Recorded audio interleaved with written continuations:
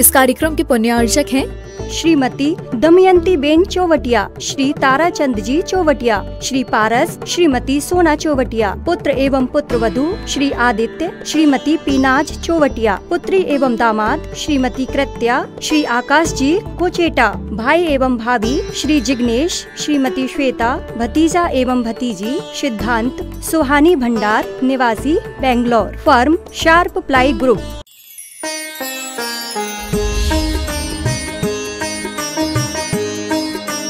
शीघ्रता से करते हैं। आप जयकार बोलो, ठीक है? दोनों हाथ उठा के जयकार लगाएंगे। बोले देवादिदेव श्री आदिनाथ भगवान के जय जय जय। देवादिदेव श्री चिंतामणि पार्श्वनाथ भगवान की जय जय जय। देवादिदेव श्री महावीर भगवान की जय जय जय। संत शिरोमणि गुरुवराचार्य श्री विद्यासागर जी महाराज की जय जय जय। आचार्य परमेष्टि समय सागर जी महाराज की जय जय जय। गुणायतन पीड़िता शंका समाधान भावना एक प्रवर्तक जन जन के संत प्रखर वक्ता बोले परम पूज्य मुनि श्री प्रमाण सागर जी महाराज की जय जय जय। बोले परम पूज्य मुनि संदान सागर जी महाराज की।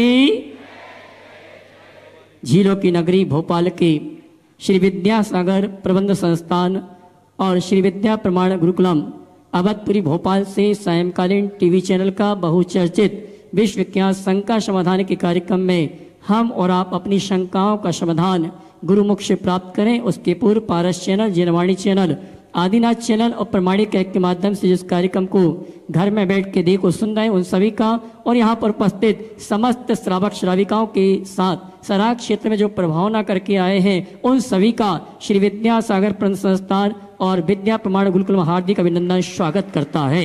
चलते हैं प्रतिदिन की भांति परम पूज मुनिवर के श्री चरण नमन करते हुए आशीर्वाद प्राप्त करेंगे और निवेदन करेंगे। शंका समाधान के कार्यक्रम के लिए दोनों हाथ जोड़ लेंगे और मेरे साथ दोहराएंगे। बोलेंगे हे मुनिवर नमोस्तु नमोस्तु नमोस्तु। और आइए गुरुवर के आशीर्वाद से हम और आप शंका समाधान के कार्यक्रम में शंकाओं का समाधान प्राप्त करें। उसके पूर्व आज जिन्होंने श्री विद्या प्रमाण गुरुकुलम से जुड़ने का और आइए चलते हैं बिना किसी भूमिका के आप सभी की ओर से परम पूज मुनिवर संधान सागर जी महाराज से निवेदन करेंगे आपकी शंका गुरु चरण तक पहुंचाने के लिए दोनों हाथ उठा के जयकारा लगाएंगे। बोले परम पूज मुनि श्री प्रमाण सागर जी महाराज की नमोस्तु गुरुवर नमोस्तु। और चलते हैं गुरु चरणों में बिना समय गवाए। और आज आप देख रहे हैं ये नजारा, इन लोगों ने जैन धर्म की ध्वजा को बहुत गुरुवर के आशीर्वाद से और गुणायतन के सहयोग से जेएसपी जैन संघ पुणे के द्वारा ये बहुत ही अभूतपूर्व कार्य है। जोरदार तालियां राहुल जी जैन, तारादेवी पुलकित जैन, अमित जी, राहुल जी इंदौर, अमन जी जैन, सिद्धांत जी खिबलासा, साहिल जैन, पीयूष जैन, तालियों में कंजूसी करें। तालियां जो ऑनलाइन सुन रहे हैं वो भी बजा सकते हैं। पीयूष जैन, आयुष जैन, पवन जैन, संकेत जैन, भास्कर जैन, आशुतोष जैन, अंकित जैन, आदित्य जैन, शुभम जी बंडा, प्रतीक जी सहपुरा, शुभम जी ढूना, गौरव डोटेगांव, दीपेश जी प्रतिपुर, पुष्पेंद्र जी ढूना, संजय जी इंदौर, आशीष जी भोपाल, हर्ष जी जबलपुर, सुनील जी जबलपुर, अरविंद जी डोटेगांव, ध्रुव जी आगरा, अभिषेक जी बरेली, अक्षय जी जैन, प्रभास जी मड़ावरा, चंद प्रकाश जी जैन शिमलासा, अंकुर जी जैन पुणे, सिद्धांत जी जैन तेजगढ़, आयुष जी जैन कोटा। और अब न केवल इसमें इतने ही वृत्ति लोग भी इस जैन धर्म की प्रभावना में अपना बहुत सहयोग दिए। ब्रह्मचारिणी आराधना दीदी गुना, ब्रह्मचारिणी तालियां आपकी चाहूंगा, ब्रह्मचारिणी दीपिका दीदी, ब्रह्मचारिणी सोनम दीदी राजपुर, ब्रह्मचारिणी शिल्पी दीदी, ब्रह्मचारिणी प्राची दीदी, ब्रह्मचारिणी प्रतिभा दीदी शेरमऊ, ब्रह्मचारिणी प्राची दीदी सिलवानी, ब्रह्मचारिणी मेघा दीदी, ब्रह्मचारिणी महट हाँ कुमारी महट, कुमारी रिया टीकमरे, कुमारी अंशिका और श्रीमती पीयूसी नरसिंहपुर। जोरदार तालियां सभी के लिए। जैसे 4 प्रश्न ये लोग करेंगे पहले, उसके बाद अपन अगला आप लोगों का नंबर आप आएगा, माइक वहां तक पहुंचाएं। यही खड़े होके एक साथ ऐसे ही खड़े हो जी, ऐसे जिनका कल आ गया वो अलग करके ले ले। ओम चलो। पुष्पेंद्र जी गुना जेएसपी, प्रश्न करें अपना, और उसके बाद में अच्छे जी तक एक माइक वहां भी पहुंचा दें। कोतमा अच्छे जी, हाँ, गोलू जी तारा दी, उधर उधर मुंह करके, गोलू जी तारा दी और ब्रह्मचारिणी आराध्य दीदी, ये चार नाम मेरे पास में आए, चारों तक माइक पहुंचा दें। बोलिए। नमोस्तु महाराज श्री, नमोस्तु महाराज श्री, इच्छामी महाराज श्री, इच्छामी महाराज श्री, इच्छामी महाराज श्री जी। मेरी को एक शंका है कि विचार और भावों में क्या अंतर है महाराज श्री? शंका का समाधान बहुत अच्छी करें। बात है। विचार और भावों में क्या अंतर है? देखो, विचार हमें दिशा देते हैं और भाव उसे गति देते हैं। विचार बहिर्गत होता है, निमित्तों के आधार पर होता है। विचार में तर्क वितर्क होता है, भाव में सहज प्रवाह होता है। विचारों का संबंध केवल मन से होता है और भावना का संबंध हमारी संपूर्ण चेतना से होता है। भावना हमारी अंतरंग का एक स्पंदन है और विचार हमारी मानसिक परिणति। दोनों में ऐसा अंतर समझना चाहिए। हाँ, अच्छा भाई कोतमा। महाराज जी नमस्ते। नमस्ते। हाँ बोलो। महाराज जी, मैं इतिहास का शोध छात्र हूँ और अमरकंटक विश्वविद्यालय से पीएचडी कर रहा हूँ। आपके आशीर्वाद और मार्गदर्शन से मेरा उड़ीसा में जैन धर्म में विकास का और उसके इतिहास का मार्ग शोध चयन हुआ है। महाराज जी, इसके पहले उड़ीसा में कभी भी रिसर्च नहीं हुई है इसके रिगार्डिंग, तो इससे कैसे हम उड़ीसा से जैन इतिहास को निकाल सकेंगे? देखिए, उड़ीसा भारत की एक बहुत बड़ा सांस्कृतिक राज्य रहा है। उड़ीसा आज भी कला स्थापत्य का एक उत्कृष्ट स्थल माना जाता है और उड़ीसा की लोक संस्कृति भी आज भी पूरे विश्व में एक अलग स्थान रखती है। जहाँ तक जैन धर्म का सवाल है, उड़ीसा में जैन धर्म पुरातन काल से प्रतिष्ठापित रहा है। सम्राट एल खारवेल का कुमारी पर्वत में अंकित शिलालेख इसका एक बड़ा पुष्ट दस्तावेज है, जिस बात का प्रमाण है कि भगवान महावीर के बहुत पहले से उड़ीसा में जैन धर्म फलता फूलता था। इसके अतिरिक्त उड़ीसा से निकलने वाली जैन प्रतिमाएं इस बात का सबल प्रमाण है कि उड़ीसा में लंबे समय तक जैन धर्म फल फूल रहा था। लक्ष्मी नारायण साहू की एक कृति है उड़ीसा में जैन धर्म। उन्होंने उसमें काफ़ी विस्तार से लिखा है, मैंने बहुत पहले उसे पढ़ा था और जहाँ तक मुझे स्मरण है उसमें लिखा कि उड़ीसा में 8वीं शताब्दी तक जैन धर्म वहाँ का राष्ट्र धर्म था। ये इस बात का प्रमाण प्रस्तुत करता है कि वहाँ की बहुसंख्यक आबादी कभी जैन धर्म की अनुयायी थी, जैन धर्म का अनुपालन करती थी। इसी प्रकार नीलकंठ साहू ने भी उड़ीसा पर काफ़ी काम किया है। अनेक प्राच्य और पाश्चात्य विद्वानों ने उड़ीसा पर काम किया है। हमें चाहिए कि इन पर बहुत गंभीरता से खोजबीन करें और उड़ीसा के जनजाति लोगों के इतिहास को पढ़ें। खासकर वहाँ के सराक और रंगूनी बंधुओं के विषय में हम गंभीरता से विचार करें तो बहुत बड़ा प्रामाणिक दस्तावेज हमें प्राप्त होगा और उससे हम जैन धर्म की व्यापकता को समग्रता से रेखांकित कर पाएंगे। आप ये शोध कर रहे हैं, बहुत प्रसन्नता का विषय है। मेहनत कीजिए, परिणाम आएगा। नमस्ते महाराज। गोलू जी तारा देवी। नमस्ते महाराज जी।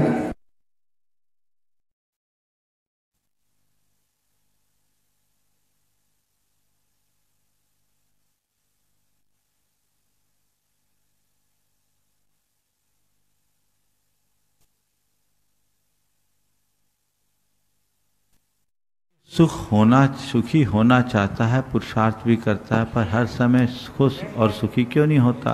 क्योंकि रास्ता गलत चुनता है।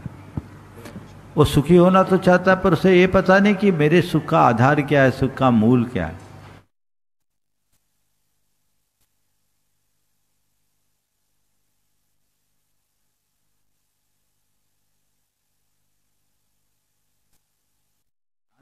भान हो जाए तो दिशा बदल जाए।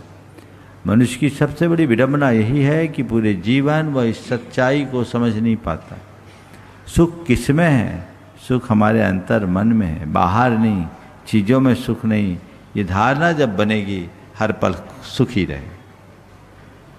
नमोस्तु सम्राट के नाम से जो अपने बीच में है गुना से ब्रह्मचारिणी आराधना दीदी, वे अपना प्रश्न गुरु चरणों कर रही है। नमोस्तु भगवान।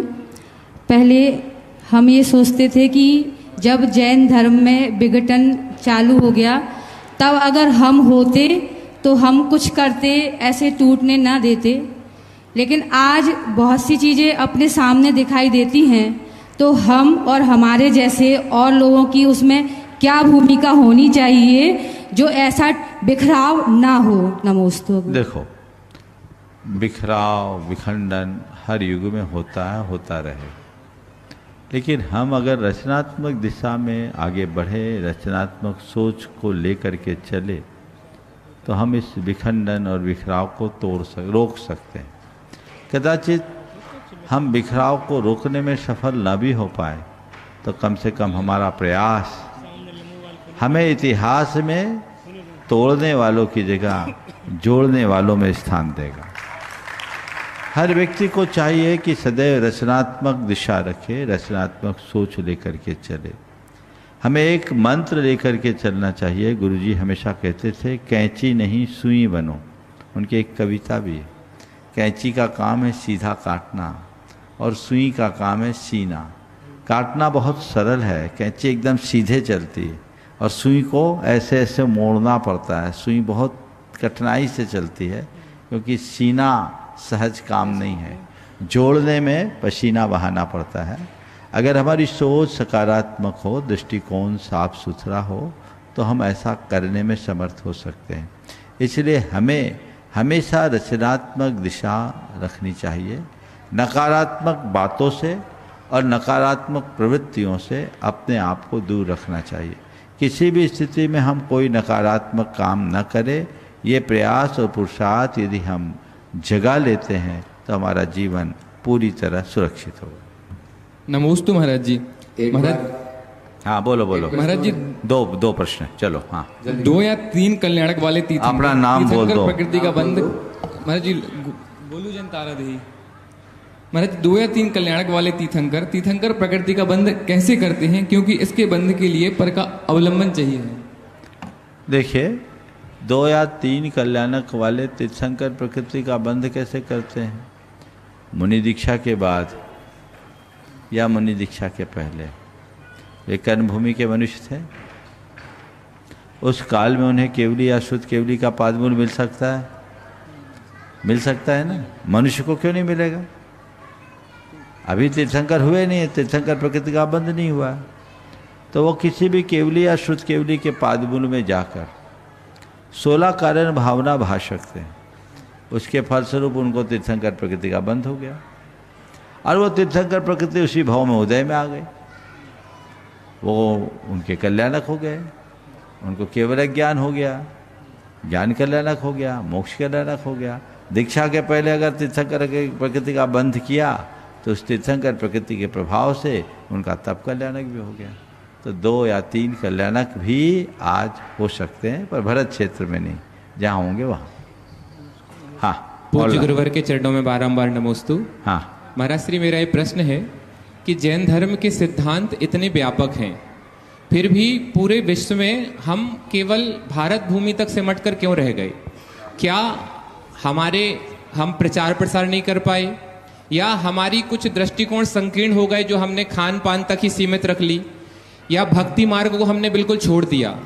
तो पूज्य गुरुवर, आप हमें मार्गदर्शन दें कि हम जैसे युवा जो अपने धर्म के लिए कुछ करना चाहते हैं, वो इस महावीर भगवान के संदेश और गुरुवर आचार्य परमेष्ठी के संदेशों को हम जन जन तक कैसे पहुंचाएं, और कैसे उनको ये समझाएं कि यही एक जो मार्ग है जो विश्व में शांति ला सकता है और सद्भावना और प्यार ला सकता है। हम युवाओं के लिए महाराज जी आपका क्या संदेश? सबसे पहले तो मैं चाहूंगा एक बार इस पूरी मंडली का जोरदार अभिनंदन, ऐसे नहीं, थोड़ा जोरदार अभिनंदन करें सबका।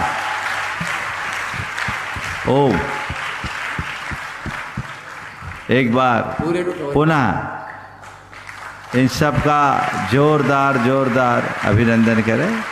ये युवा आज जिस उत्साह के साथ धर्म की ध्वजा को आगे बढ़ाने के लिए आगे आए हैं, निश्चित ये बहुत अनुकरणीय है। आज के इस दौर में जब युवा पीढ़ी मौज मस्ती की ओर अग्रसर होती है, वहाँ इतनी तादाद में एक इशारे में अपना तन मन धन सब कुछ समर्पित करते हुए धर्म ध्वजा को आगे लेकर जब ये चलते दिखते हैं तो मन में हार्दिक प्रसन्नता की अनुभूति होती है। इसलिए मैं चाहूँगा एक बार पुनः जोरदार करतल ध्वनि से इनका उत्साह वर्धन करें, और मैं इनके माध्यम से अन्य युवाओं को भी कहना चाहूँगा कि वे इस दिशा में आगे आए और धर्म प्रभावना की ध्वजा को लेकर आगे चले। आपने जो सवाल किया है कि जैन धर्म इतना व्यापक होने के उपरांत भारत तक ही सीमित क्यों रह गया, इसके कई कारण हैं। देखिए, कोई भी धर्म कैसे पनपता है और कैसे फैलता है, धर्म उसके प्रवर्तकों पर निर्भर करता है, धर्म गुरुओं पर निर्भर करता है। हमारे जैन धर्म के प्रवर्तक तीर्थंकर थे। तीर्थंकरों ने संपूर्ण भारतवर्ष में विचरण किया और उस समय भारत आर्यावर्त था, इसका विस्तार बहुत था, वहाँ तक गए और आज भी जैन धर्म के अनेक अवशेष भारत से बाहर देखने को मिलते हैं। उस काल में जैन धर्म फैला और आगे बढ़ा, लेकिन कुछ जगह वहाँ की जलवायु जो बहुत शीत कटिबंधीय क्षेत्र थे, हिमाच्छादित इलाके, जहाँ अहिंसा व्रत का पालन करते हुए अपना निर्वाह कर पाना कठिन था, वहाँ जैन साधुओं का विचरण ना हो पाया। इसके साथ ही समुद्र मार्ग में जैन साधु यात्रा नहीं कर सकते, इसलिए समुद्र मार्ग में विचरण न कर पाने के कारण एक सीमा से बाहर नहीं जा पाए। फिर भी भारत में, कुछ एशियाई देशों में और कुछ प्रमाण ऐसे मिलते हैं जिसमें अगर हम विचार करें तो माया संस्कृति जो अमेरिका की है उसमें जैन अवशेष देखने को मिलते हैं। हालांकि अभी ये शोध चल रहा है, पर ऐसा लगता है कि एक समय वहाँ भी जैन कल्चर था और उसमें विद्याधरों के मुद्राएं वहाँ मिलती हैं। ये अभी शोध का विषय पूरी तरह स्थापित नहीं हुआ, लेकिन हम ये कह सकते हैं कि माया कल्चर श्रमण संस्कृति खासकर जैन संस्कृति के काफ़ी निकट हो सकती है।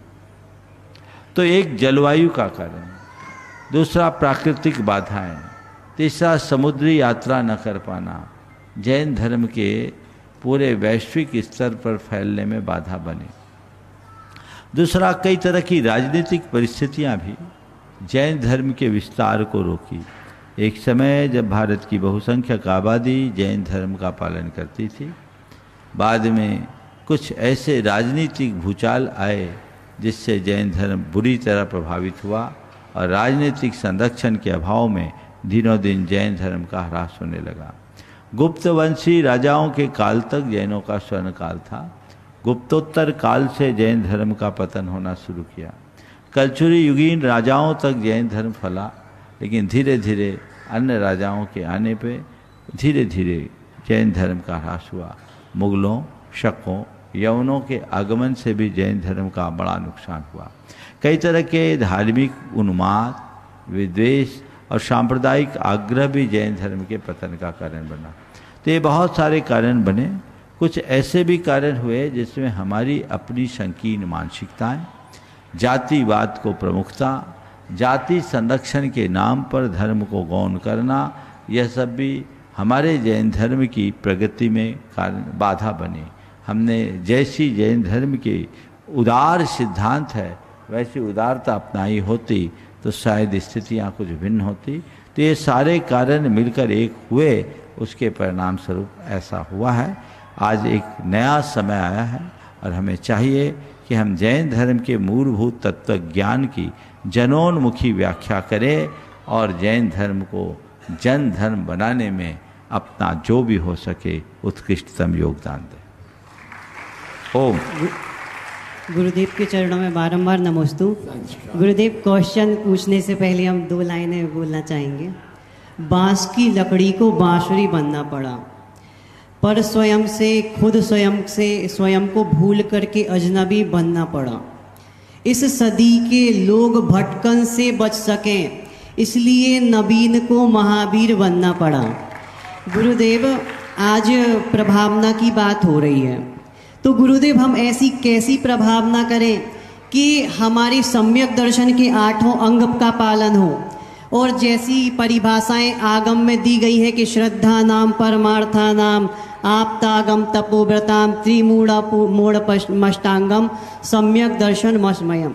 तो गुरुदेव हम ऐसा इन आगम की परिभाषाओं का कैसे व्याख्या कर पाए कि जन जन तक वो जो तीर्थंकरों और सर्वज्ञ देव के द्वारा तत्व ज्ञान दिया गया है वो कैसे पहुंचा पाए, और जिसमें उस सम्यक दर्शन को ना तो हमारे सम्यक दर्शन को हानि हो और मिथ्यात का खंडन होता जाए।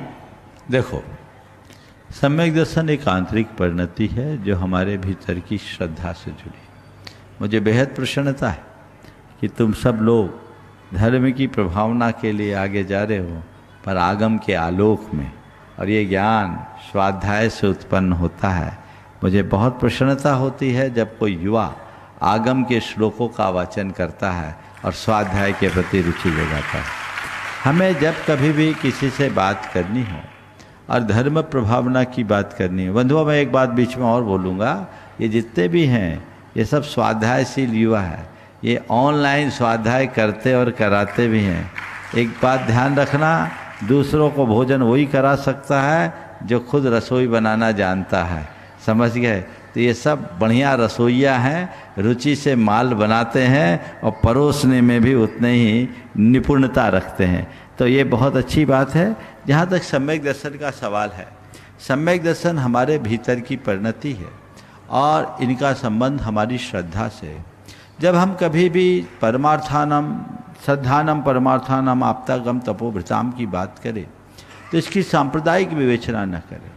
सबसे पहली बात, हम किसी की पूजा करते हैं, किसी की उपासना करते हैं तो क्यों करते हैं, ये सवाल अपने मन में लाएं। हमारा उद्देश्य शांति को प्राप्त करना है। तो शांति को प्राप्त करना है, सामने वाले से पूछो तुम्हें शांति चाहिए, बोले शांति चाहिए। शांति क्या है, हमें अनुभव नहीं है। पर अशांति किससे होती इसका अनुभव है, बोले है। तो मुझे जिन कारणों से अशांति होती है वे ही लक्षण यदि किसी के अंदर दिखे तो वहाँ शांति होगी क्या? स्वाभाविक है, नहीं होगी। हिंसा में अशांति है, परिग्रह में अशांति है, भोग विलास में अशांति है, ये सबका अनुभव है। तो जहाँ हिंसा, परिग्रह, आडंबर, भोग विलास के साधन दिखे वो अशांति के कारण है। तो हमारा भगवान कौन है जो हमें शांति का संदेश दे, जिसमें न किसी प्रकार की हिंसा हो, न किसी प्रकार का आडंबर हो, न भोग विलास का लवलेश हो और न ही परिग्रह का कण हो।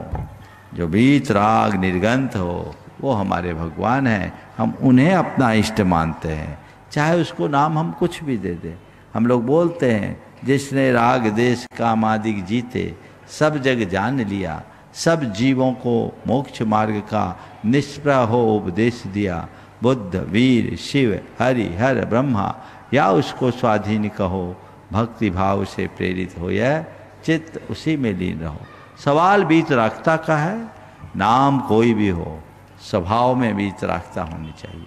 जब हम उसे केंद्र बनाकर अपनी बात को रखते हैं तो वो लोगों को बहुत संयुक्तिक लगती है और तभी वो सन्मार्ग में लग करके आगे बढ़ सकते हैं। हमारे यहाँ एक बहुत अच्छी बात कही है, पक्षपातो न मे वीरे न द्वेषः कपिलादिषु युक्तिमत वचनम यस्य तस्य कार्यम परिग्रह। मेरा भगवान महावीर से कोई पक्षपात नहीं और न ही अन्यों से कोई द्वेष है। जिसके वचन युक्तिपूर्ण है वही मुझे स्वीकार करना चाहिए। बस इस बात को अंगीकार करके आगे बढ़े, बहुत अच्छा होगा। एक बार पुनः इस टीम के जोरदार अभिनंदन करें। सवाल तो ये और भी करना चाहते होंगे, लेकिन और किसी को पूछना है? चलो दो भाई, आज इनका हक बनता है। ले थोड़ा सामने आ जाओ। हाँ, बाकी लोग बैठ जाओ, आप लोग बैठ जाओ। हाँ बैठ जाओ। महाराज जी के चरणों में बारंबार नमोस्तु। नमोस्तु नमोस्तु। हाँ बोलो बोलो। महाराज जी, मेरा प्रश्न और शंका दोनों यही है कि बहुत से युवा हमारे, हम कहते हैं कि हम क्षत्रिय हैं, लेकिन हमारे बहुत से युवा जो हैं वो आज के डेट में आर्मी या मिलिट्री ज्वाइन करना चाहें, तो उनके मन में भी ये प्रश्न उठता होगा कि हम एक अहिंसक हैं और फिर वहाँ पे जाकर के जो आहार, जो भोजन लेना पड़ेगा वो मांसाहार भी होता है, वो सभी प्रकार का होता है। खास करके जब युद्ध में जाते हैं, युद्ध फील्ड में जाते हैं लड़ने के लिए, तो वहाँ पे भी उन्हें किसी भी प्रकार के भोजन करना पड़ जाता है। तो महाराज जी, क्या इस डर से लोगों को, हमारे युवाओं को आर्मी में नहीं जाना चाहिए, या फिर उसके लिए क्या उपाय होगा? ये देखिए, जैन धर्म में अहिंसा को प्रमुखता दी गई। अहिंसा परमो धर्म हमारा मूल धर्म है, लेकिन इसका अर्थ ये नहीं है कि हम सेना आदि में अपनी सेवा न दें। जैनों को विरोधी हिंसा की छूट दी गई। विरोधी हिंसा हिंसा नहीं, एक गृहस्थ का धर्म। जैन पद्म पुराण में ऐसा लिखा है कि कोई योद्धा यदि रणांगन में जाता है तो लौटते समय एक ओर स्वर्ग की सुरांगना, एक और उसकी धर्मपत्नी विजय का सेहरा लेकर उसकी प्रतीक्षा करती है, तो दूसरी ओर स्वर्ग की सुरांगना जीत कर आए तो पत्नी उसका सत्कार करेगी, और वीर गति को प्राप्त हो जाए तो स्वर्ग की सुरांगना उसका सत्कार करेगी।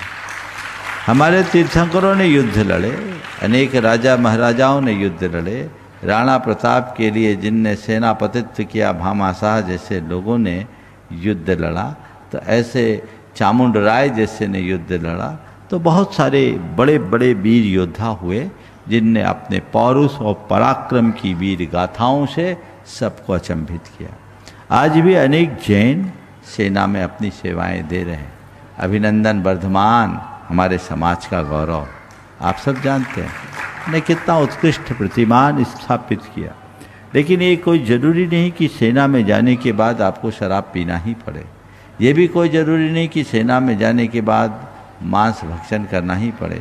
ऐसे बहुत वीर जवान हैं मेरे संपर्क में जिनने कारगिल युद्ध में लड़ाई लड़ी, अन्य बड़े बड़े ऑपरेशंस में अपनी भूमिका दी, पर उनने आज तक कभी मद्य, मांस और मधु का प्रयोग भी नहीं किया। आप अपने व्रतों में दृढ़ रहते हुए करें, अपने स्वार्थ के लिए एक चींटी को भी नहीं मारेंगे, और देश के लिए चाहे जिसको निशाना बनाने में चूकेंगे नहीं।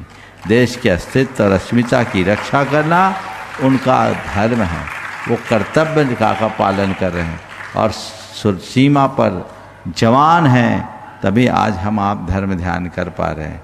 तो मैं समझता हूँ सेना केवल अपना कर्म नहीं, एक प्रकार की तपस्या कर रही है। उनकी उस तपस्या के परिणाम स्वरूप ही आज हम सब इतनी तपस्या कर पा रहे हैं, हम धर्म ध्यान कर पा रहे हैं, जिनके बदौलत देश की आंतरिक सुरक्षा सुरक्षित होती है। उनका कार्य बहुत महान है और ये धर्म सम्मत। ओ बस। और अगला प्रश्न कर रहे हैं फिरोजाबाद से आज अपने बीच में मनोज जी। एक मिनट, महाराज जी के चरणों में बारंबार नमोस्तु। महाराज जी, मेरा प्रश्न यह है कि हमने कहावत में तो बहुत सुना है कि जैसा अन्न खाते हैं वैसा हमारा मन होता है, और जैसा पानी पीते हैं वैसी हमारी वाणी होती है। तो यह सत्यता है कि इसमें प्रमाण है, और इसमें हमारी जो संगति होती है वो कितनी कार्यकारी होती है? देखिए, बिल्कुल जैसा खाए अन्न वैसा हो मन, जैसे पीवे पानी वैसे हुए वाणी। ये बात आज विज्ञान से सम्मत है। भोजन और पानी का हमारे मन और वाणी से गहरा संबंध है, प्रयोग सिद्ध है। अमेरिका के कई विश्वविद्यालयों में हमारे खान पान से जुड़ी बहुत सारी बातें आई हैं, उनको देख करके समझना चाहिए। चले एक बार इनका अभिनंदन कर दें। अब आप लोग थोड़ा सा साइड हो जाएं और इस क्रम को आगे बढ़ने दें। चलिए, मनोज जैन, डेजी जैन फिरोजाबाद से अपने बीच में अनन्य गुरुभट्ट वहां तक माइक पहुंचाए, वे अपना प्रश्न गुरु चरणों में करें। और आज सोलापुर महाराष्ट्र से राहुल जी शाह, मॉडर्न निम्ब, श्रीमती सुवर्णा जी किरण शाह के सुपुत्र, वो अपना संस्मरण खुद ही सुनाएंगे भावना युक्त का। हाँ, करें प्रश्न फिरोजाबाद से मनोज जी, डेजी जी। मेरी ओर से, मेरे परिवार की ओर से दोनों मुनिराजों के चरणों में नमोस्तु नमोस्तु नमोस्तु। छुल्लक महाराज जी को इच्छामि इच्छामि इच्छामि। भगवान, मेरा प्रश्न है कि मुझे आर्त ध्यान और रौद्र ध्यान से बचने के लिए क्या करना चाहिए? कृपया 4 बातें बताएं। आत्म ध्यान और रौद्र ध्यान से बचने के लिए क्या करना चाहिए? 4 बातें। आत्म ध्यान करोगे तो आत्म रौद्र ध्यान अपने आप छूट जाएगा। और आत्म ध्यान करने के लिए 4 बातें बता रहा हूँ। सहज रहने का अभ्यास करो, सरल बनने का प्रयास करो। सहज रहने का अभ्यास करो, सरल बनने का प्रयास करो, सकारात्मकता का एहसास करो और संतोष भाव हमेशा के लिए आत्मसात करो। तो सहजता, सरलता, सकारात्मकता और संतोष जिस व्यक्ति के हृदय में भर जाए वो सदैव धर्म ध्यान में होगा। आत्म ध्यान उसको कभी नहीं होगा।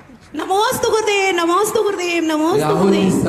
अपने पूरे परिवार के साथ में मॉर्निंग सोलापुर महाराष्ट्र से अपना प्रश्न गुरु चरणों में करे। और रेखा जी मोदी टटनी गुणायतन ट्रस्टी तैयार रहे।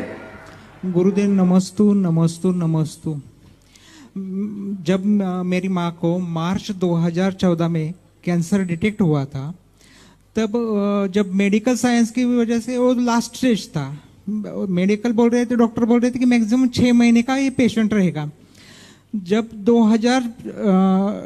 जुलाई 2014 में उसका लास्ट केमो हुआ, उसके बाद से जब उसकी अंतिम समाधि जुलाई 2025 में हुई, तब तक उन्होंने ना कैंसर की दवा ली, ना कोई इसके लिए कोई इलाज किया।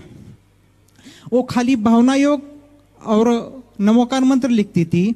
और इस वजह से उसको उसकी ये जो दवा मिली उसको, तो आज तक इतना वो मस्त रही कि लास्ट स्टेज में 2 साल में उसके जो ऑर्गन्स थे पेट के, वो पूरे प्लास्टिक जैसा पिघलता है, उस वजह से उस तरह का पिघल रहे थे। लेकिन वो उसके परिणाम इतने शांत थे। और पिछले साल उसके पेट में से चमड़ी निकल के उसके ऑर्गन्स बाहर आने लगे। फिर भी उसके लास्ट तक, जुलाई में उसकी समाधि हुई मम्मी की, तब तक उसके परिणाम एकदम शांत थे। और जब उसको संलग्ना कुंथलगिरी में हो गई, तब उसको पूछा कि आपकी अंतिम इच्छा क्या है? तब वो बोली कि गुणायतन को दान कर दो और मुनिश्री को इसके बारे में खबर कर दो। इतना इतनी श्रद्धा थी इसके ऊपर, भावनाओं के ऊपर। बंधुओं, मैं चाहूँगा एक बार इनका जोरदार अभिनंदन करो। ये डॉक्टर राहुल जी, खुद ये डॉक्टर हैं। और इनकी माता जी विजय, अगर दिखा सको तो एक झलक दिखा दो। वही क्या नाम है इनकी माता जी, जिनको आचार्य श्री के पास जाने के बाद भावना योग के लिए आचार्य श्री ने कहा था कि तुम प्रमाण सागर जी का भावना योग करो। बहुत श्रद्धानी। कैंसर जैसी जानलेवा बीमारी से ग्रसित होने के बाद इतने भयानक रूप में, जिसमें डॉक्टरों ने, जैसा भी आपने इनसे सुना, कह दिया था 6 महीने से अधिक अब बचने की कोई संभावना नहीं, फिर भी उन्होंने श्रद्धापूर्वक भावना योग किया, नमोकार मंत्र लिखा। इसी मंच से उन्होंने पूरी रिपोर्ट ला करके प्रस्तुत की थी पिछले साल आज इंदौर में कि सब कुछ नॉर्मल हो गया है और सारी मेडिसिन्स भी खत्म है। और 14 से लेकर 2025 तक 11 साल का जीवन उनने अच्छे से, एक प्रकार से व्रती जीवन के साथ व्यतीत किया, संयम साधना के साथ। और बहुत प्रसन्नता, अंत में फिर से उनकी बीमारी उभरी। और वो बीमारी उभरी, लेकिन इतना उत्तम भाव, उनने संलेखना ली। मेरे पास संदेश आया था कि मैं संलेखना के लिए आ जाऊं, पर यहाँ दूरी बहुत थी। मैंने भी कहा पास में ही कर ले तो अति उत्तम है। हमारे संघ के मुनि श्री वीर सागर जी महाराज के सानिध्य में कुंथलगिरी में उनकी उत्तम संलेखना हुई। आप सब समझते हैं कि छोटी आंत और बड़ी आंत के बीच में उनको कैंसर हुआ। और कैंसर जब विकराल रूप लेता है तो क्या होता है, इन्होंने बताया सारी आंतड़ियाँ बाहर आ गई थी। और उस घड़ी में भी उनने अपने सारे कार्य अपने हाथ से किए, कोई वेदना नहीं। ये भावना योग का चमत्कार ही है। राहुल जी ने बताया कि खुद वीर सागर जी ने ये कहा ना उन्होंने, महाराज जी ने, कि क्या बोला बताओ आप। महाराज जी ने जब प्रवचन दिया तो जब हाईवे पे कुत्ता मरता है, जैसे उसकी आंतड़ी बाहर आती है, उस टाइप की जो दशा है, ये माता है। हाँ बोलो। हाँ, जो पेन उसको होता है वो सब उन्होंने उसका फोटो देखा और तब उन्होंने इस प्रवचन में बताया कि क्या तकलीफ होती होगी, लेकिन भाव कितने शांत है। हाँ, एक बार उन माता को फिर से दिखा दो। ये इन्होंने अपने भाव व्यक्त किए थे पिछले साल, ठीक है, बाइश की जरूरत नहीं है। मैं आप सबसे ये कह सकता हूँ कि भावना योग को आप अपनी साधना का अंग बनाएं, इसका अभ्यास ले, जीवन में बहुत बड़ा परिवर्तन आ सकता है। डॉक्टर साहब, मैं भी आपसे कहूँगा, आप तो खुद डॉक्टर हो, भावना योग का अभ्यास करो और इसे आगे बढ़ाने का प्रयास करो। जी महाराज। अब तो हमने भावना योग पर काफ़ी कुछ सामग्री आप लोगों को सुलभ कर दी है। अभी 3-4 किताबें तो है ही, और बहुत जल्दी 3 किताबें और आने वाली है भावना योग पर। पूरा रिसर्च इतना ज़्यादा, लगभग 1500 पृष्ठों हमने अभी यहाँ तैयार किए हैं, जो प्रकाशित होने को है, बाकी हो गए। तो आप सब उसे पढ़िए, समझिए और व्यापक स्तर पर भावना योग को इस तरह से फैलाइए। मैं तुम सारे बच्चों से भी कहूँगा, महाराज जी इन सबको भावना योग की पुस्तकें उपलब्ध कराओ और आप लोग पढ़ो, समझो, उसे अपने अभ्यास में लो, जिससे खुद का भी लाभ हो सके और औरों को भी लाभान्वित कर सके। भावना योग एक ऐसा प्रयोग है जिसे आप संप्रदायातीत रूप में लोगों तक पहुंचा सकते हैं और न केवल लोगों को के जीवन को सुधार सकते हैं, अपितु समाज में एक बहुत बड़ा परिवर्तन भी खड़ा कर सकते हैं। इस दिशा में प्रयास करना चाहिए। बहुत बहुत आशीर्वाद। गुणायतन ट्रस्टी रेखा जी मोदी, सोहम सिद्ध परिवार, शुद्धोहम परिवार, वे अपना प्रश्न जुड़े और फिर गुणायतन जी को साथ आज अपने बीच में कोलकाता से असित जी, अर्चना जी भेनारा, वे अपना प्रश्न करेंगे। गुरुदेव के चरणों में कोटिशा नमोस्तु। ओ मुनिश्री एवं चुल्लक जी के चरणों में नमोस्तु इच्छामि। महाराज श्री, मेरा प्रश्न है कि महाराज श्री पंच स्थावर का हमारे जीवन में कितना अधिक महत्व है, परंतु आज के समय में महाराज श्री उसका बहुत अधिक दुरुपयोग हो रहा है।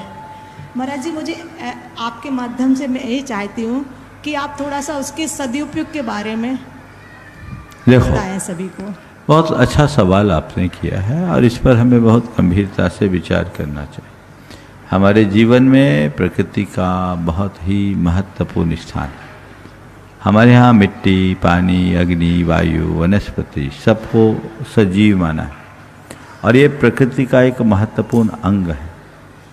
इनके रहते ही पर्यावरण का संतुलन होगा, प्रकृति संतुलित होगी तो हमारा जीवन संतुलित होगा। तो हमें प्रकृति को संतुलित रखना है, प्रकृति का दुरुपयोग नहीं करना।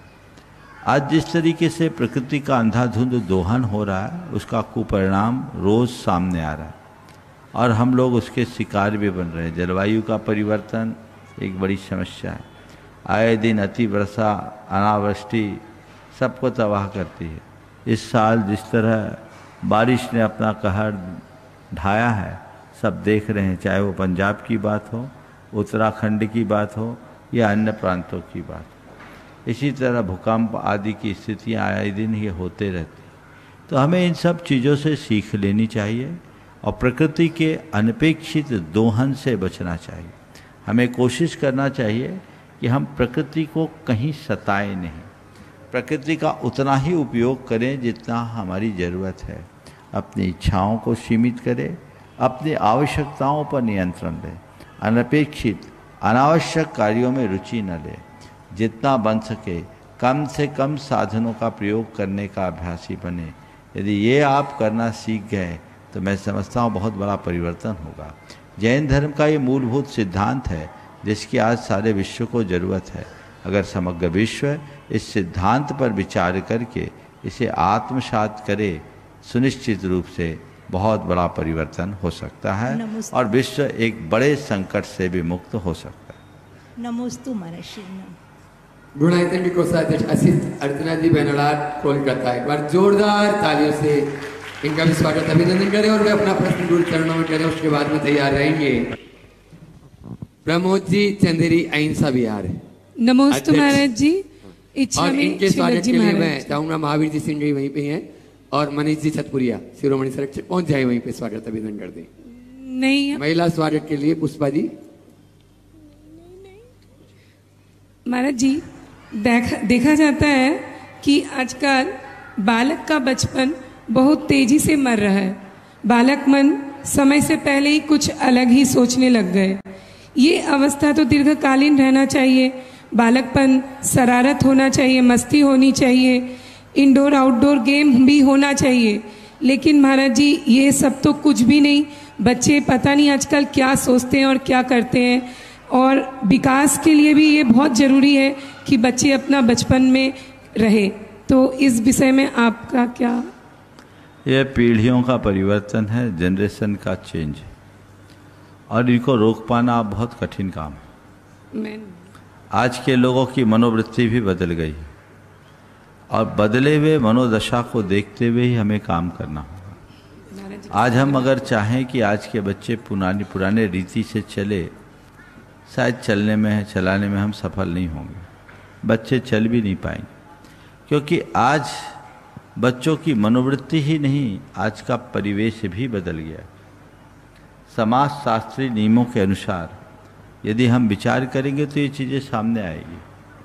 तो जब परिवेश बदल गया तो चीज़ें बदलेगी। या तो हम वैसा परिवेश दें, पहले संयुक्त परिवार होता था, प्रेम, परस्परता, बंधुत्व और सहजीवन जैसे उदात्त मूल्य होते थे। अब परिवार खत्म हो गया, संयुक्त परिवार खत्म हो गया, एकल परिवार आया, न्यूक्लियर फैमिली आई, और अब तो परिवार भी खत्म होने लगा। और ऐसे समय में हम वो अपेक्षा रखें कि बच्चों में हमारे जैसे समय का बचपना आए, असंभव है। हम बच्चों में बचपना चाहते हैं तो बच्चों के लिए हमारे काल जैसा परिवेश भी हमें देना होगा, जो मुझे लगता है अब कतई संभव नहीं है, क्योंकि बहुत सारी चीज़ें बदल गई। तो हमें इस बदलाव को स्वीकारना होगा, बस भटकाव से बचना होगा। बदलाव समय समय पर होता रहा। आप थोड़ा पीछे जाओ, अपने जीवन में जो चीज़ें थी, अपने से पीछे की पीढ़ी में कुछ और था, उससे पीछे में कुछ और था। अपने दादा दादी कहा करते थे ज़माना बदल गया। आज भी आप लोग अपने पोता पोतियों से कहते ज़माना बदल गया। तो ज़माना तो बदलता ही है, ज़माना नहीं बदलता। सूरज पहले भी पूरब से ही उगता था, आज भी पूरब से उगता है। पहले भी पश्चिम से उगता था, आज डूबता था, आज भी पश्चिम में ही डूबता है। ज़माना नहीं बदला, बदला क्या? मनुष्य का मन बदल गया, मनोवृत्ति बदली है, और मनोवृत्ति परिवेश से बदलती। तो चीज़ें बदली, बस अंतर क्या है? हमारे आपके जनरेशन में जो परिवर्तन हुआ, वो बदलाव हुआ, भटकाव कम। आज जितना बदलाव हो रहा है उससे कहीं ज़्यादा भटकाव की संभावना दिख रही। ये भटकाव भयानक है। बदलाव स्वीकार करने योग्य है, भटकाव नहीं। इसलिए हमें चाहिए कि हम बदलाव से को स्वीकारें और भटकाव से बचे। इस पीढ़ी में भटकाव ना हो, उसके लिए हम क्या करें, ये सवाल है। उसके लिए हम उनके भावनात्मकता को समझें, उनके भावनात्मक स्वास्थ्य को ठीक करने की कोशिश करें, बच्चों के साथ अपना भावनात्मक संबंध प्रगाढ़ करें, अपनी पेरेंटिंग पर पूरा का पूरा फोकस करें। इस तरीके से हम बच्चों की परवरिश करें कि बच्चों का बौद्धिक विकास के साथ साथ भावनात्मक विकास भी परिपूर्ण हो। और जब बच्चों का भावनात्मक विकास होगा तो बाकी चीज़ें भी अपने आप आ सकेगी। नमोस्तु महाराज जी। प्रमोद जी चंदेरी अहिंसा बिहार अध्यक्ष, वे अपना प्रश्न करें। उससे पूर्व बंधुओं, आज पुष्पा जी बेनाड़ा जो यहाँ वही आवृत्ति में निष्णात, और वो गुरुकुल से भी जुड़ी है, गुरुकुल प्रेमी के रूप में वो जुड़ी है। एक बार जोरदार ताली बजा दीजिए उनके लिए, अभी यहाँ उपस्थित नहीं है। प्रमोद जी चंदेरी भी अपना प्रश्न, और उसके बाद भैया जी कुछ घोषणा करेंगे, उसके बाद में अन्य शेष अपन लेंगे। मंचासीन मुनिदय के चरणों में नमोस्तु नमोस्तु नमोस्तु इच्छामि इच्छामि इच्छामि। महाराज जी, हमारा ना तो कोई शंख है, ना शंका है, ना कोई प्रश्न है। हम 170 शिविरार्थी एक संवेद सकल जी की वंदना करने सुबह 9 बजे 1 तारीख को जा रहे हैं। महाराज जी, आपके आशीर्वाद से वहां पे रुकने करने की सारी व्यवस्थाएं हो चुकी हैं। अब सिर्फ आपके आशीर्वाद की अभिलाषा है। आप पूरे जितने भी 170 श्रावक सेविका हैं उनको ऐसा आशीर्वाद दें, सबकी एक वंदना निर्विघ्न रूप से सा आनंद संपन्न हो। नमोस्तु महाराज जी, नमोस्तु। बहुत बहुत आशीर्वाद, सबको आशीर्वाद, अच्छे से वंदना करो। ओम।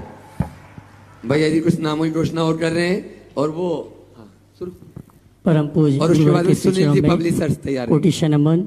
गुरुदेव आपके आशीर्वाद से एवं शेखर जी विराजमान सभी महाराजों के संबोधन से एवं सिद्धार्थ जी सतना वालों के निर्देशन में गुणायतन के समर्पित सहयोगी संजय जी के ससुर साहब, रीना जी के पिता श्री कोडरम निवासी पटना प्रवासी श्री लालचंद जी सेठी का समाधि संलेखना पूर्वक 2 प्रतिमा व्रतों के साथ 4 प्रकार का आहार का आजीवन त्याग के नियम का पालन करते हुए समता पूर्वक देह परिवर्तन हुआ। उन्होंने अपना अंतिम समय पूर्ण जागृत अवस्था में प्रभु का स्मरण करते हुए समाधि मरण को प्राप्त हुए। श्री लालचंद जी शेट्टी की दोनों बेटे और 3 बेटियां सहित संपूर्ण परिवार को आपका आशीर्वाद प्राप्त हो, ये निवेदन पूरा परिवार आपसे कर रहा है। ओ, और कोई सूचना? देखिए भाई, बहुत अच्छी बात है। इनकी अचानक तबीयत बिगड़ी, लेकिन पुण्योदय ऐसा आया कि व्रत अंगीकार करके उत्तम संलेखना को धारण कर लिया। मेरे पास संदेश आया था और मैंने कहा मैं यहाँ हूँ, सिद्धार्थ जी से बात करके उनके मार्गदर्शन में एक काम करो। मैंने संबोधन भी अपना भिजवाया। मुझे बहुत प्रसन्नता है कि उनने संलेखना पूर्वक देह परिवर्तन कर अपने जीवन को कृतार्थ किया। मैं आप सबसे भी ये संदेश दूंगा, एक मन में भाव जगाओ, मुझे मरना नहीं। क्या बोल रहा हूँ? मुझे मरना नहीं है, देह परिवर्तन करके अजर अमर बनना है। क्या बोला? मरना नहीं है, देह परिवर्तन करना है और अजर अमर बनना है। और देह परिवर्तन भी ऐसे वैसे नहीं, संलेखना समाधि पूर्वक। भाई संजय, रीना जो अपना पूरा जीवन गुणायतन के साथ जुड़े हुए हैं, वर्षों से गुणायतन में अपना समर्पण भाव दिखा रहे हैं, मैं समझता हूँ उसका ही पुण्य है कि इनके ये सुलाभ मिला है। मैं पूरे परिवार को ये कहूँगा कि ऐसे घड़ी में अपने मन में धर्म के प्रति और अनुराग बढ़ाएं, धार्मिक श्रद्धा को प्रगाढ़ करें और जीवन का पथ प्रशस्त करें। महाराज जी द्वय के चरणों में त्रिवार पब्लिशर्स में अपना प्रश्न कर रहे हैं। उसके बाद में अतिशय जी जैन सीए फाउंडेशन श्री विद्या प्रमाण गुरुकुलम तैयार रहेंगे। महाराज जी द्वय के चरणों में त्रिवार नमोस्तु। छुल्लक महाराज के चरणों में इच्छामि। महाराज जी, नज़र को नज़र की खबर ना लगे, नज़र को नज़र की कभी खबर ना लगे, कोई अच्छा है इस कदर ना लगे, कोई अच्छा है इस कदर ना लगे, देखा है जब से आपको उस नज़र से जिस नज़र से आपको नज़र ना लगे। महाराज, नज़र ही क्यों बुरी होती है, अच्छी क्यों नहीं होती? नज़र बुरी क्यों होती है, अच्छी क्यों नहीं होती? मैं बताऊं, जब हम दूसरों को ज़्यादा अच्छी नज़र से देखने लगते हैं, सुनो मेरी बात को, जब हम दूसरों को ज़्यादा अच्छी नज़र से देखने लगते हैं तो उनकी नज़र लग जाती। समझ गए? तो अच्छी नज़र से मत देखो। ये क्या है? आज भी लोक में बड़ी प्रसिद्धि है, नज़र लग गई, नज़र लग गई। और आज भी एक बच्चा को माँ अगर उसका श्रृंगार करती है तो एक डिठुना लगा देती है ना? डठुना बोलते हैं, डिठुना डठुना, वो लगा देती है ताकि किसी की नज़र न लगे। होता क्या है? मुझे इसके पीछे का एक विज्ञान दिखता है कि जब हम किसी के प्रति बहुत ज़्यादा पॉजिटिव वाइब्स छोड़ते हैं और वो उनकी बॉडी एब्जॉर्ब नहीं कर पाती, तो शरीर अलग तरीके से रिएक्ट करता है और उसके परिणाम स्वरूप शरीर में अनेक प्रकार के लक्षण प्रकट हो जाते हैं। और जो अनेक तरह के टोटके होते हैं उससे उस एनर्जी के फ्लो को कट कर दिया जाता है, व्यक्ति नॉर्मल हो जाता है। विज्ञान इसे मानता नहीं है।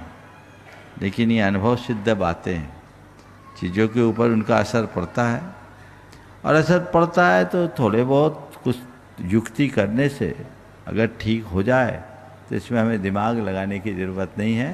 हमारे यहाँ एक कहावत है, आम खाओ पेड़ गिरने से क्या फ़ायदा है। तो अगर आम खाने का मौका मिल रहा है तो पेड़ गिरना बंद करो। नमस्ते महाराज। अतिशय जी जैन सीए फाउंडेशन के छात्र श्री विद्या प्रमाण मंडोर और सार्थक जी प्रत्यक्ष जी जैन तैयार रहेंगे इसके बाद में। दो ही मुनिराजों के चरणों में नमोस्तु नमोस्तु नमोस्तु, शुल्लक जी के चरणों में एक शामी। महाराज जी आज मेरा एक प्रश्न और एक निवेदन है। महाराज जी प्रश्न ये है कि कष्टमय परिस्थितियों में प्राप्त की गई विद्या हमेशा काम आती है। ये परिस्थितियाँ पूरी कोशिश करती हैं कि हमारा आत्मविश्वास गिरा दें, अतः इन विपरीत परिस्थितियों में अपना आत्मविश्वास कैसे संतुलित रखें? विपरीत परिस्थितियों में अपना आत्मविश्वास कैसे सुरक्षित रखें? देखो, अपने लक्ष्य के प्रति दृढ़ता, पहली बात। सोच में सकारात्मकता, आशावादी दृष्टिकोण मनुष्य को उसके लक्ष्य में स्थिर बनाता है। और अपनी क्षमता, अपनी योग्यता, अपनी प्रतिभा पर भरोसा, यह आत्मविश्वास का आधार है।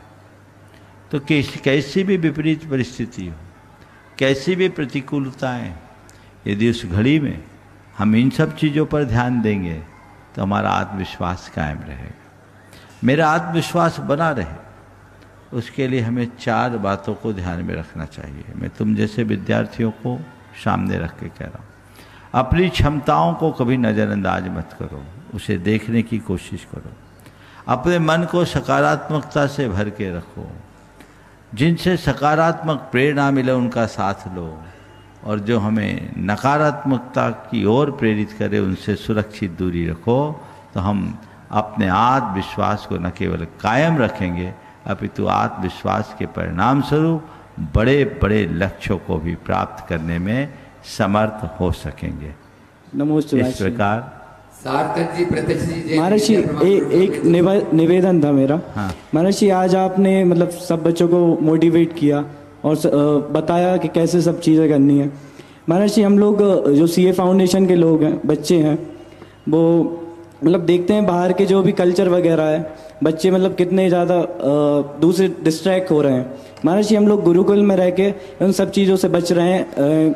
तो महाराज जी मैं ये कहना चाहता हूँ कि ना केवल सीए फाउंडेशन, हम पूरा सीए यहाँ से कर सके। मैं महाराज जी ये निवेदन करना चाह रहा हूँ। बिल्कुल बिल्कुल, भावना भाव क्या व्यवस्था बनती देखेंगे। रचना जी है? हाँ नहीं, चलो हाँ चलो ठीक है, आगे बैठ के विचार। नमोस्तु महाराज जी, नमोस्तु। देखो बच्चे जल्दी, और उसमें डॉक्टर अंकित कुमारी जैन बड़ा गाँव जसानी। कौन है सार्थक? आ जाओ, वो सार्थक को दो सार्थक है क्या? जो चलो जल्दी जल्दी करो, दोनों करो जल्दी करो भाई। आपके चरणों में भावपूर्वक एवं विनयपूर्वक मैं नमन करता हूँ एवं सभी क्षुल्लक जी को इच्छामि। महाराज जी मेरा यह प्रश्न है कि मिथ्यात्म क्या होता है? अगर यह कोई पाप है तो हम इसे नष्ट कैसे करें? मिथ्यात्म का मतलब है गलत मान्यता, गलत धारणा, गलत श्रद्धा, उल्टी श्रद्धा। जब तक ये नहीं सुधरेगी तो हमारी जो श्रद्धा नहीं बदलेगी तो हमारा जीवन नहीं होगा। इसलिए इसको सबसे बड़ा पाप कहा। सम्यक दर्शन से ही अपने भीतर के मिथ्यात्व को नष्ट कर सकते। हाँ बोलो। महाराज जी के चरणों में मेरा बारंबार नमोस्तु नमोस्तु नमोस्तु। महाराज जी मेरा प्रश्न यह है कि जो स्थावर जीव होते हैं तो वे ना चल सकते हैं, तो फिर वो पाप या पुण्य कैसे करते हैं? हमारी तरह पाप पुण्य वो नहीं करते, वो कर्म को भोगते हैं। उनके पास कर्म फल भोगने की ज़्यादा विशेषता होती है। उनका पुण्य पाप बहुत मंद होता है, समझ गए? हम त्रस्त जीव ही विशेष रूप से कर्म करते हैं, समझ गए? नमोस्तु महाराज जी। डॉक्टर अंकित कुमारी जैन, बड़ा गाँव जसानी। पूज्य श्री के चरणों में सादर नमोस्तु नमोस्तु नमोस्तु ज्ञापित करते हुए आपने अभी बताया था दोपहर में कि अफर्मेशन, तो ये अफर्मेशन क्या है और इसका हमारे जीवन में क्या प्रभाव पड़ता है? अफर्मेशन मतलब कुछ आत्म सुझाव, कुछ ऐसे शब्दों, वाक्यों और मंत्रों को बार बार दोहराना जिससे वो हमारे मनोमस्तिष्क में अंकित हो जाए। और जब हम उन शब्दों को बार बार दोहराते हैं तो हमारी भावधारा बदलती है उससे हमारे सबकॉन्शियस माइंड में एक अलग संस्कार बनता है, हमारे मस्तिष्क में एक अलग नया न्यूरल पाथवे बनता है और वो हमारे जीवन को परिवर्तित करता है। नमस्ते। समय आप सबका हो गया, यहीं पर विराम। बोलिए परम पूज आचार्य गुरुवर श्री विद्यासागर महाराज की। परम पूज्य मुनि श्री प्रमाण सागर जी महाराज की। आज आचार्य भक्ति नहीं हुई है, पहले आचार्य भक्ति होगी। बैठ जाए। अपरानिक आचार्य वंदनायाम सिद्ध भक्ति का आचार्य।